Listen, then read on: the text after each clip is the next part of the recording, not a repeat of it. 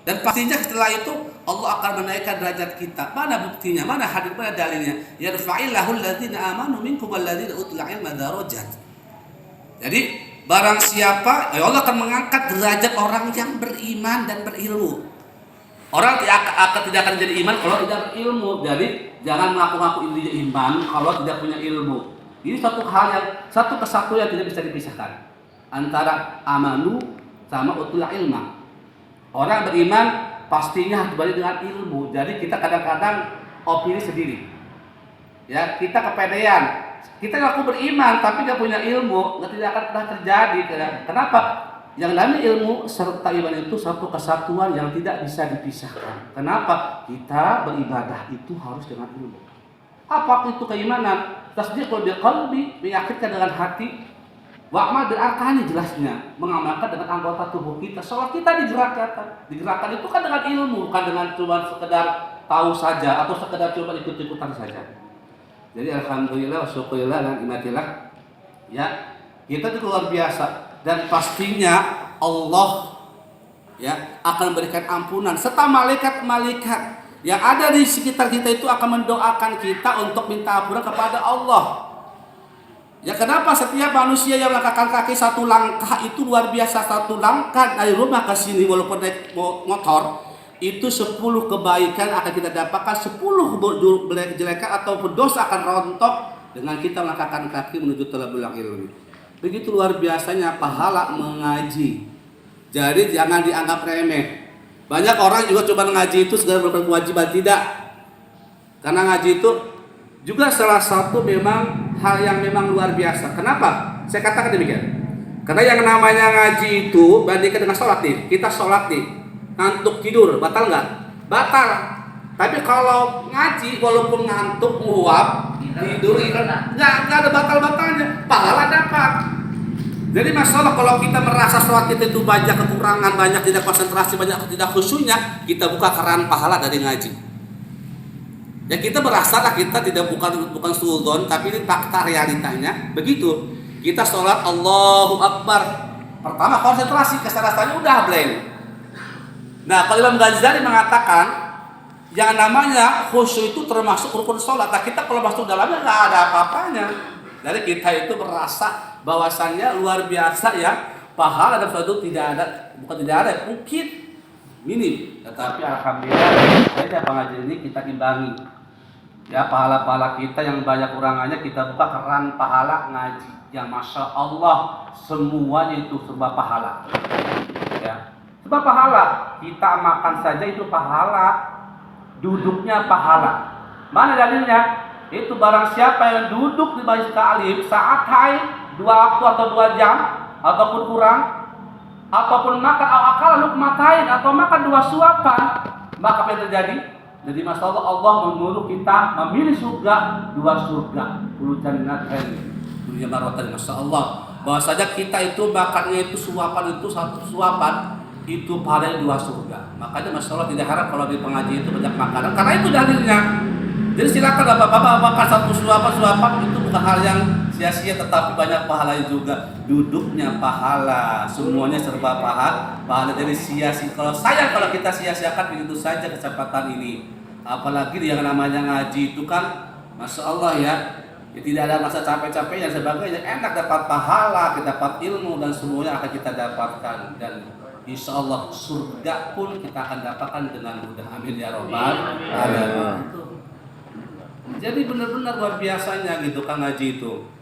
Jadi semua dalil-dalil tentang hadis tentang ngaji itu banyak, baik itu di Al-Qur'an maupun di hadis itu banyak. Jadi saya terkadang herannya orang-orang itu masalah ya, kenapa yang namanya ngaji itu terkadang dianggapnya sepele. Punten, bukan berarti saya orang ngaji itu jelek, tidak. Cuma agak heran gitu, kenapa ketika dia ngaji seperti ngaji fikih, ngaji tafsir, kayak semacam lah itu udah biasa semacam itu. Tetapi kalau untuk yang lain kadang-kadang mereka luar biasa. Ayo kita sana itu luar biasa banget ya. Itu kadang-kadang beda gitu. Harusnya kalau kita ngaji itu girohnya lebih kencang, lebih kuat gitu kan. Gregetnya nggak ada gitu. Kenapa? Karena merasa kita banyak kurangan dalam ibadah. Oleh karena itu, kenapa kita adakan ngajikan fikih? Karena fikih itu merupakan cermin ataupun kaca Kita cermini ibadah kita. Oh ternyata ketika ngaji kita banyak kekurangan. Oh ternyata sujud yang baik itu seperti itu. Baru terangkan masalahnya aja kita punten ya. Ternyata oh yang namanya itu ada qasd, ada ta'ud, ada ta'yin. Kita baru tahu mungkin sebagian punten ya. Nah ternyata kita ngaji tuh oh begitu. Ketika kita ada muqaranah, ada sesuatu yang harus dilakukan ketika kita Allahu Akbar, kita akan sadar oh iya di situ saya baru tahu tuh. Itu kan fardu ya, itu kan rukun. Ternyata itu baru kita sadar saat ini. Kalau ditanyakan kemarin kemana aja kan begitu, tapi tidak jadi masalah. Sekarang pun bahasa tidak ada yang namanya keterlambatan. Yang namanya menuntut ilmu itu tidak ada terikat dengan waktu ataupun usia. Ya semuanya itu memang nggak ada batasannya. Ya jelas dalam hadis juga mengatakan utlubul ilma minal mahdi ilal lahdi. Ya utlubu tentu kalimat fil amr wajib. Artinya wajib bagi muslimat. Utlubul ilma, carilah engkau kalian semua ilmu itu kan minal mahdi ilal lahdi, mulai dari min itu artinya mulai dari apa bedongan sampai liang lahat. Nah ini yang menjadikan rujukan. Oh iya betapa pentingnya ilmu itu. Karena suatu ketika saya ditanya oleh para sahabat, ya Ali lebih utama ilmu atau dunia? Ilmu dong. Tanya lagi sampai 3 kali, ya Ali lebih utama ilmu apa dunia? Ilmu dong. Sampai 3 kali. Tanya gitu. Kenapa alasannya? Yang pertama ilmu itu ketika di dunia maupun akhirat nanti akan menjadi cahaya, menjadi tuntunan bagi kita. Ya. Kalau kita kemana saja kalau punya ilmu tuh, ilmu dunia saja, mau kemana saja, itu tahu, kita tahu tuh, nggak bakal tersesat. Akan menuntun kita. Tapi kalau dunia kemana saja itu akan membebani kita. Kita bawa motor kempes bocor pasti kita yang urus, gitu kan? Nah ditanya lagi, ya kenapa Ali kau mengatakan ilmu itu utama daripada dunia? Ya begini, kalau yang namanya dunia itu dipakai pasti habis atau berkurang lah minimal. Tetapi kalau ilmu dipakai bukannya berkurang tapi bertambah. Itu logikanya. Dan nanti yang namanya ilmu itu akan menjaga kita, akan melindungi kita dari syafaat. Tetapi kalau dunia akan menjadikan hisab bagi kita, akan memperlambat kita masuk surga. Itu keutamaan ilmu. Betul nggak? Karena yang namanya ilmu itu kita punya ilmu sholat, punya ilmu zakat dan sebagainya, itu akan menjadi syafaat. Kalau dunia kita punya baju satu aja akan dihisab lamanya luar biasa, lama sekali. Tapi insya Allah bagi orang yang berilmu mau mencari ilmunya Allah, itu akan dipermudah masuk surga Allah. Amin ya rabbal alamin. Jadi istiqomah ya ini. Artinya kita komitmen dalam diri kita, enggak berjanji pada diri kita, komitmen dalam mencari ilmu, dalam pengajian. Jangan cuma sekedar menggugurkan kewajiban. Dalam hati kita niatkan kita mengaji yang pertama untuk menggugurkan kewajiban serta menghilangkan kebodohan dan pasti untuk menambah kualitas ibadah kita. Ibadah itu tidak akan pernah jadi nilai pahala kalau tidak ijtihad. Tidak ada kesungguhan. Artinya begini, ibadahnya ngambang. Dalam sholat pun dia seperti saya beribadah lah, bahasa terima atau tidaknya Ustaz Allah, itu kalimat yang salah kalau tidak. Berarti tidak ada kesungguhan dalam diri kita. Ya, rukunya masih salah contoh. Nah, tapi dia mau ngaji. Kenapa dalam dirinya sudah berpikiran ya seperti saya sholat, mau terima atau tidak itu urusan Allah. Saya katakan ini pernyataan yang salah. Ya, ataupun opini yang salah. Kenapa? Yang namanya ibadah itu harus dibarengi dengan ilmu. Banyak umurnya sudah 50 tahun, 70 tahun atau berpuluh tahun, ketika sujud kok belum semua, bukan sempurna, masih salah. Kakinya, tangannya itu masih aja kayaknya belum artinya menunjukkan betapa lemahnya dalam ilmu sholat. Ketika rukunya, bukan saya menilai atau menganalisis tidak, tapi itu di depan mata saya kelihatan banget gitu. Tetapi saya tidak menjudge orang YouTuber atau seperti apa, enggak. Tapi saya aja ironis aja gitu Pak. Ya kalau orang punten dia hidupnya di hutan, di pucuk gunung, dia bodoh punten, mungkin bisa dimaklumi ya. Ya kalau kita di tengah-tengah masyarakat yang banyak ustadz, yang banyak kiai, nggak bisa ngaji, nggak ngerti, mau pikir, ironis, miris. Ibarat kata seperti tikus mati kelapa dalam lumbung. Aneh nggak? Aneh. Orang dia padi banyak, persediaan makan banyak, tetapi dia mati kelaparan gitu kan. Ibarat kata seperti itu, kita itu bodoh di tengah-tengah masyarakat yang pintar. Banyak ustaz. Nah, ini sangat luar biasa yang harus kita jadikan bahan renungan dari kita. Bagi muhasabah, introspeksi diri kita. Bahwasanya diri kita masih banyak kekurangan dalam segi ilmu. Nah, saya ucapkan marhaban ahlan wa sahlan bi hudurikum. Saya ucapkan selamat datang. Ini sebagai pembuka saja Pak Ustaz. Iya. Segera Bapak menunggu. Salam. Iya. Nah, alhamdulillah ya Al-Mukarram. Syekhul Al-Mukarram Al-Ustaz Mustahid sudah datang. Oleh karena itu semua siapkan pertanyaan-pertanyaan, siapkan dari rumah ya. Artinya kalau memang ada undang dari di kita di salat itu harus kita siapkan. Nah, kita ada pertanyaan nggak apa-apa ya. Walaupun mungkin kalau memang tidak terjawab di sini bisa japri nanti ya, atau bisa di grup juga nggak jadi masalah, nanti kita bahas bersama. Nah, demikian yang mukadimah saja ini Pak Ustaz Punten sebagai penghantar gitu kan. Mudah-mudahan ada manfaatnya dan bisa direalisasikan pastinya. Saya ucapkan terima kasih. Ya, assalamualaikum warahmatullahi wabarakatuh. Waalaikumsalam. Baiklah, untuk mempersingkat waktu ini karena lumayan ya waktunya sudah jam 8 lewat ya.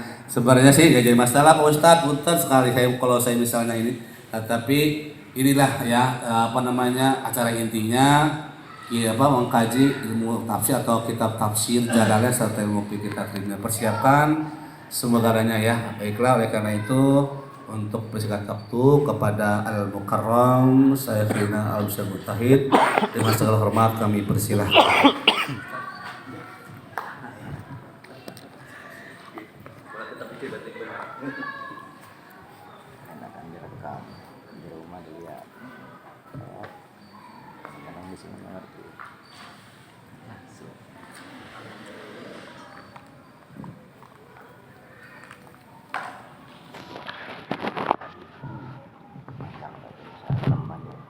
Assalamualaikum warahmatullahi wabarakatuh. Waalaikumsalam. Bismillahirrahmanirrahim. Alhamdulillahi rabbil alamin. Alhamdulillahilladzi arsyadana ila ta'atih wa jazzarana an maksiyatih. Asyhadu an la ilaha illallah wahdahu la syarika lah iqraran bi wahdaniyatih wa asyhadu anna Muhammadar Rasulullah i'tirafan bi nubuwwatih. Assalatu wassalamu ala man arsalahullah lisyadil ibad wa ala alihi wa sahbihi al-muhtadina ila subulir rasyad amma ba'du.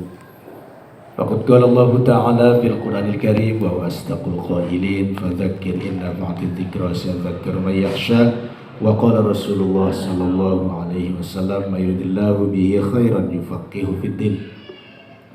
Hadirin jamaah pengajian rahimakumullah, yang mudah-mudahan kita semua senantiasa menjadi orang-orang yang dirahmati oleh Allah Subhanahu wa taala.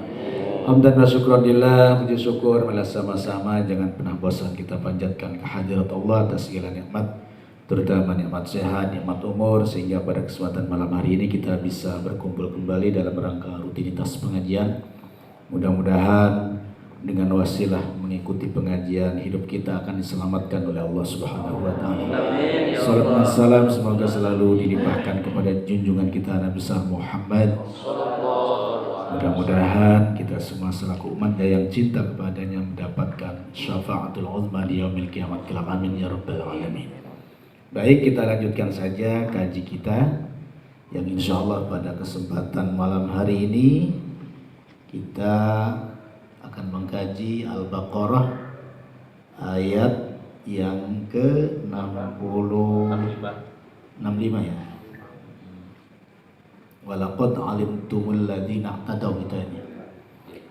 A'udzubillahi minasyaitonir rajim. Bismillahirrahmanirrahim. Allahumma akhrijna min dhulumatil wahmi wa akrimna binuril fahmi waftah alaina bi ma'rifatil ilmi وحسن أخلاقنا بالحلم وسهل لنا أبواب فضلك وانشر علينا من خزائن رحمتك يا أرحم الراحمين. رب اشرح لي صدري ويسر لي أمري واحلل عقدة من لساني يفقهوا قولي وسدد لساني واهد قلبي بحق سيدنا محمد صلى الله عليه وسلم. بسم الله الرحمن الرحيم. قالوا سبحانك لا علم لنا إلا ما علمتنا إنك أنت العليم الحكيم. Bismillahirrahmanirrahim.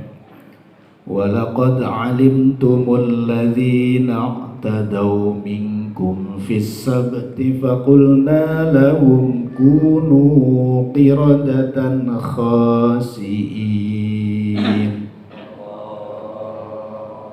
Walaqad alimtum, walaqad lan demi teman-teman, lam qasamin iku lam qasam, lam yang dipakai untuk bersumpah. Sebab nanti ada lam ibtida gitu ya, banyak fungsinya lam itu. Lan yakti demi teman-teman, bukan teman-teman itu batur-batur, bukan ya, sungguh gitu loh. Lam qasamin iku lam qasam, alimtum weruh sira kabeh, araftum weruh sira kabeh, alladzina i'tadaw ing wong akeh, i'tadaw kang ngliwati ya alladzina, tazawaju kang nglewati ya alladzina, al-hadda ing batas atau had, pelanggaran batas. Minkum saking sira kabeh fis sabti ing dalem dina Sabtu. Hari Sabtu ya. Bisoidis samaki kelawan berburu iwak. Samak bahasa Arab ya, bahasa Sundana mah samak eta tiker. Samak. Waqad nahainahum anhu, lan teman-teman wis nyegah kita jare Allah, hum ing alladzina anhu saking soen, wa hum lan utawi iya alladzina tadau, ahlu ailata iku ahli penduduk Ailah. Ailah ini nama daerah bukan nama mobil ya. Ailah. Nama daerah di mana dulu Bani Israel beserta Nabi Daud yang kurang lebih komunitasnya 70.000 di situ.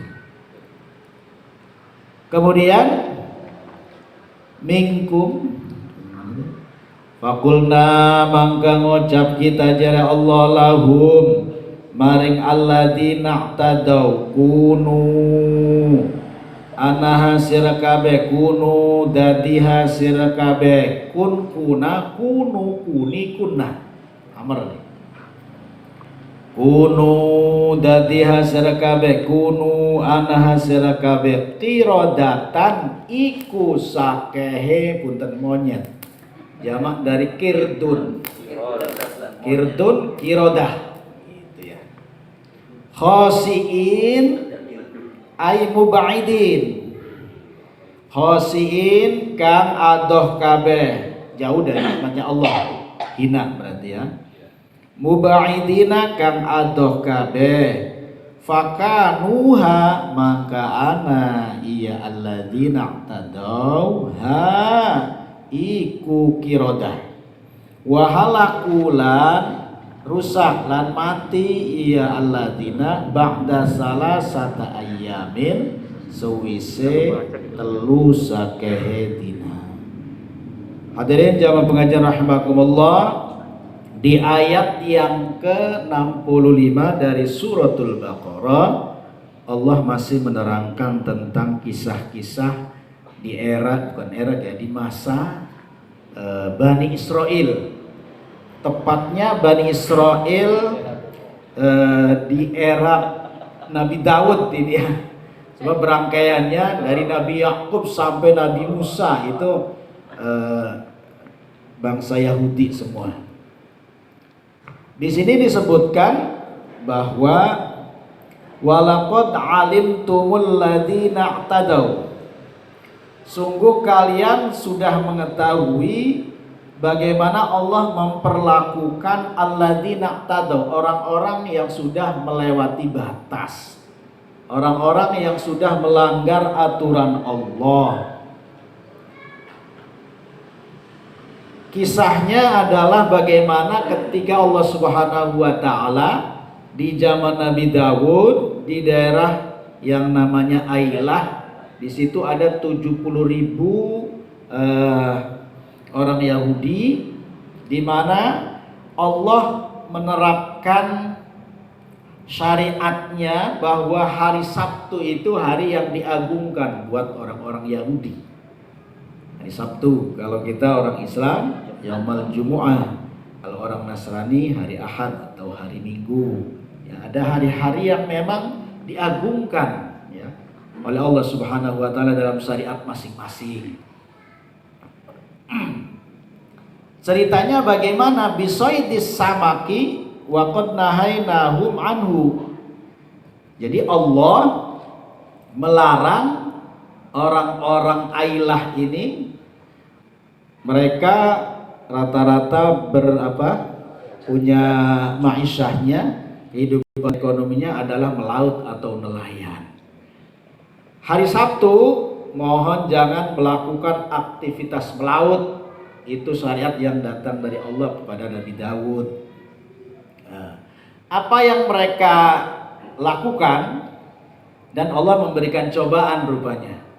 Anehnya hari Sabtu itu justru ikan di laut itu sangat berlimpah-limpah.